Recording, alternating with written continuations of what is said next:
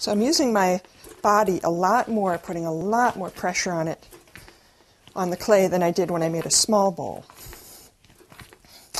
Now when I do this, I want you to imagine that you're only wedging like the top part of the clay. So this section, maybe the top 1/3 of the clay.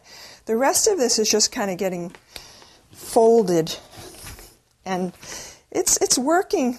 The clay is working itself into the folds, but I don't have to wedge it like this, where I'm literally wedging the whole thing, like 10, whatever it is, 8 pounds. So instead, I go to the top of the clay, and I just push there. Now my knees are literally bending. They're going back and forth. I'm using my hips, I'm using my whole body. This is a lot more of a workout.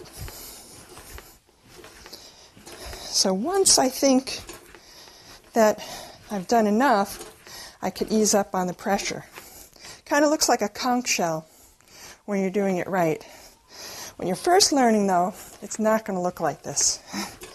It's going to take on its own shape, and it's going to look like this maybe after about 10 lessons.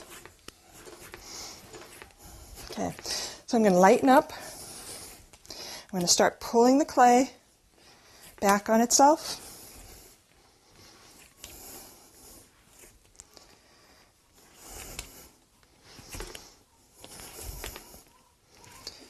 Okay, I'm just rolling it back and forth to make the cone shape.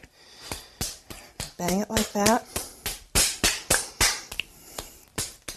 And it's all ready for the centering now.